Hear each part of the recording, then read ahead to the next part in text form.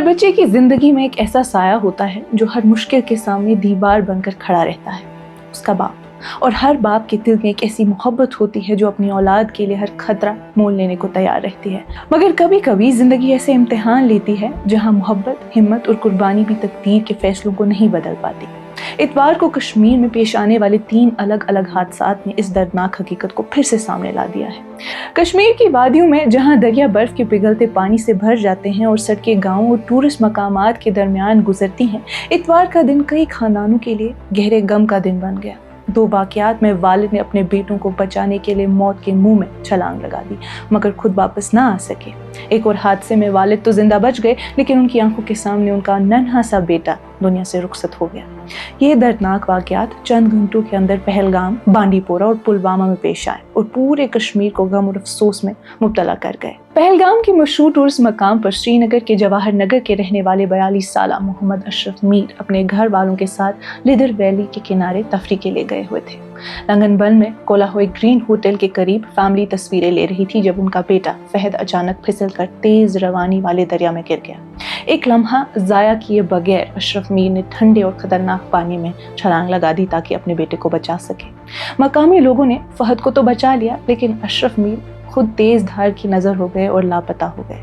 SDRF اور مقامی rafting teams نے دیر شام تک ان کی تلاش جاری رکھی۔ وہیں بانڈی پورہ میں حادثہ کچھ اور انداز میں پیش آیا۔ ندیحال کے رہنے والے شبیر احمد بانی اور ان کے 18 سالہ بیٹا عبید شبیر نالا سرندر میں نہا رہے تھے جب اچانک سے پانی کی تیز لہروں نے دونوں کو اپنے لپیٹ میں لے لیا۔ ریسکیو ٹیمز اور مقامی افراد نے دونوں کو باہر نکال لیا مگر عبید کی جان نہ بچا سکے۔ ان کے والد شدید زخمی ہوئے اور بہتر علاج کے لیے سری نگر منتقل کیے گئے۔ ساؤتھ کشمیر کے پلوامہ میں ایک اور باپ بیٹے کی جوڑی دریا نہیں بلکہ سڑک پر حادثے کا شکار بنی۔ 30 سالہ الطاف احمد شیر گرجی اور ان کے کم عمر بیٹے ایمان الطاف کو ارحل علاقے میں ایک نامعلوم ٹاٹا موبائل گاڑی نے ٹکر مار دی اور فرار ہو گئی۔ دونوں کے سر پر شدید چوٹیں آئیں، انہیں فوراً ہاسپٹل پہنچایا گیا لیکن ڈاکٹرز نے ایمان کو مردہ قرار دے دیا۔ الطاف زخمی حالات میں زیر علاج ہیں۔ ان تینوں حادثات میں ناظرین ایک بات مشترک نظر آتی ہے، باپ آخری لمحے تک اپنے بچوں کو محفوظ رکھنے کی کوشش کرتے ہیں جبکہ بچے ایسے حالات کا شکار ہو جاتے ہیں جو کسی کے اختیار میں نہیں تھے۔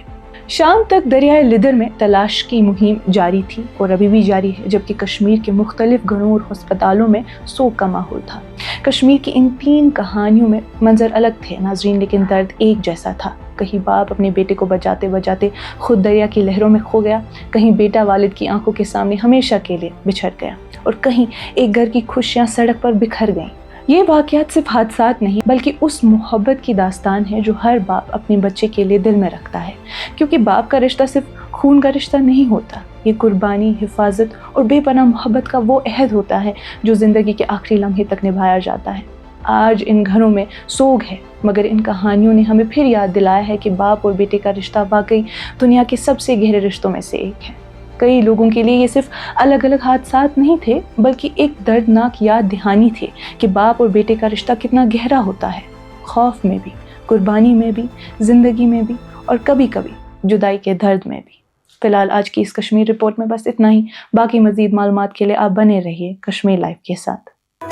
خیبر سیمنٹ، دل سے بناؤ۔